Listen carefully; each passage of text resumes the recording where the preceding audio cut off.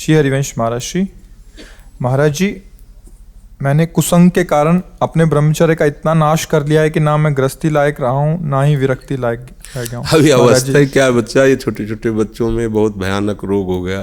तभी संत महात्मा इन विषयों पर ज़्यादा चर्चा नहीं करते हैं, क्योंकि प्रिया प्रीतम की चर्चा छोड़कर, पर इसीलिए हितधाम में हम खुल करके हस्त मैथुन से सर्वनाश इसकी चर्चा इसीलिए की थी कि कम से कम आप लोग समझें। जिसे आप खिलवाड़ समझते, जिसे आप मनोरंजन समझते हैं, वो आपका सर्वनाश कर देगा। ये प्रक्रिया नहीं है।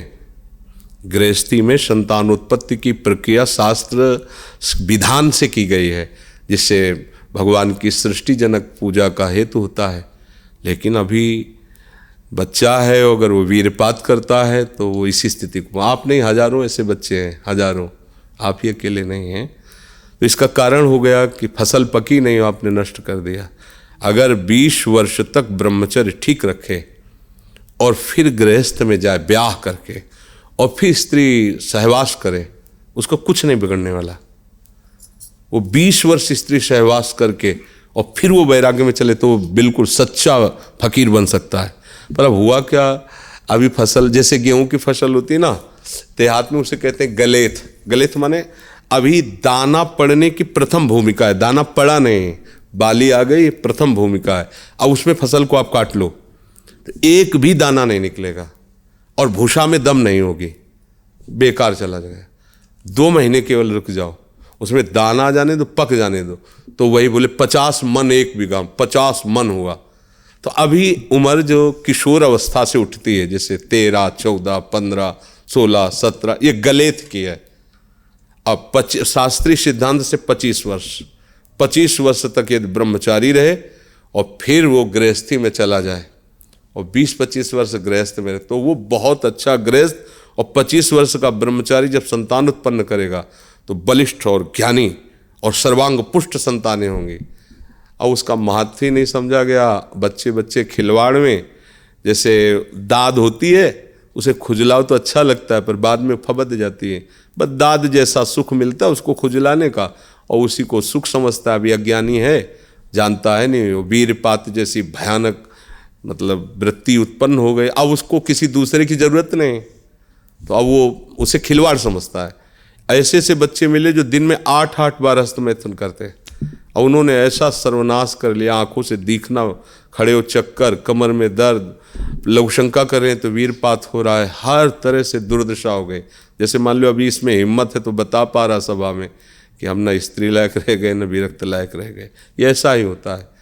जो आजकल के जो उपदेश देने वाले मित्रजन हैं या गाइड करने वाले बड़े जन हैं, वो बताते हैं, वो हमें तो ज़्यादा पढ़े लिखे हैं नहीं तो शब्द नहीं याद। वो फ्रस्ट्रेशन क्या है? हाँ, बोले उसको शांत करने का बहुत बढ़िया उपाय है, हस्तमैथुन कर लीजिए और आप शांति से फिर अध्ययन कीजिए, फिर स्वाध्याय कीजिए। कैसी बुद्धि मारी गई कि मतलब ऐसा लगता है कि ऐसे लोग कैसे हमारे समाज को आगे बढ़ने देंगे। आप सोचो, जो कह रहा है वीरपात करके शांति मिलेगी, फिर आप अध्ययन कर लीजिए, वो मित्र हो सकता है? अरे वीरपात जीवनी शक्ति, आप उसे क्या समझते हो? तो अब इसलिए बच्चा आप वो सत्संग सुनो जिनमें वर्णन किया है कि ऐसे सावधानी से रहो, धीरे धीरे संयम से रहो। अब ये अवस्था तो अभी सोचने की भी नहीं है, उस विषय में सोचने की नहीं, इतने में तुम खाली हो गए हो। अब आप सोचो क्या है, ये कोई संकोच की बातें नहीं। बच्चियां सब बर्बाद हो रहे हैं, यानी कि बच्चे ही बर्बाद हो रहे हैं सब। बहुत बड़ी हानि, बहुत बड़ी, ये हमारे समाज की बहुत बड़ी हानि है। अब जिन बच्चियों के अंदर प्रवृत्ति बन गई है, ऐसी गंदी प्रवृत्ति, वो एक पति को लेकर संतुष्ट हो पाएंगे क्या? जिन बच्चों के अंदर ऐसी प्रवृत्ति हो गई, वो एक पत्नी में संतुष्ट हो पाएंगे क्या? दोनों का जीवन बर्बाद है।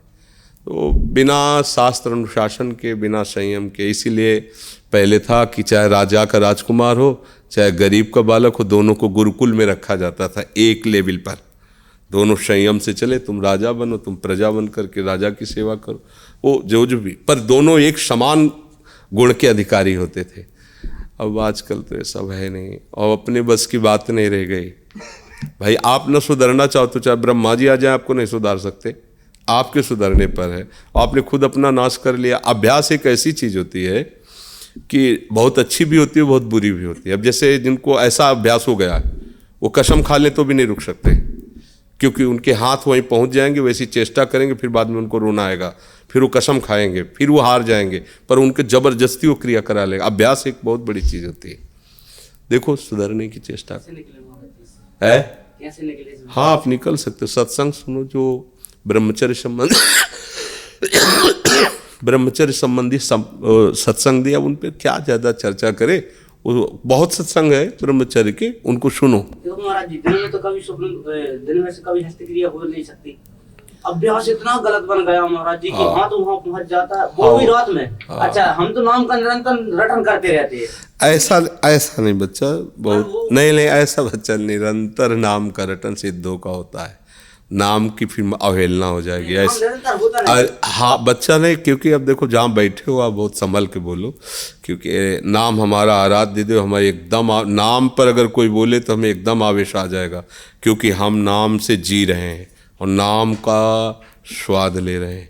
नाम क्या है, इस पर काम की क्या ताकत है कि नाम जहाँ चल रहा है वो अपना प्रभाव दिखा दे। ऐसा थोड़ी कि हम राम राम कृष्ण कृष्ण कह रहे हैं, वो हमें आके परास्त कर गया। ऐसा होते जितने बड़े बड़े दिग्गज समर्थ महात्मा हुए तो सब बेकार हो जाते। रात में नहीं चलता ना महाराज जी। बच्चा देखो, बच्चा अभ्यास करो, रात हो या दिन हो, ये कोई बड़ी बात नहीं है। अभ्यास गलत जैसे तुमने कर लिया है, ऐसे सही अभ्यास करो। थोड़ी देर सो, कम सो, और उठ के बैठ जाओ जब आपको लग रहा हो ऐसा, और टहलने लगो। उस समय लेटो मत, और जोर जोर से नाम कीर्तन करो, राधा राधा राधा। प्रभु से प्रार्थना करो, नाथ गंदी आदतों में फंस गया हूँ, आप पिता हो, आप संभाल लो। वो चाहे ना तो घोर वैश्यागामी को महात्मा बना देते हैं, तो उनसे प्रार्थना करो। और अपने को बहुत छोटा समझो, अभिमान किसी बात का करो मत, और ये बातें अंदर ही रखो। अब कभी कहना नहीं। इसके कहने से क्या होता है, सत्ता इसकी दृढ़ होती है, सूक्ष्म बात होती है।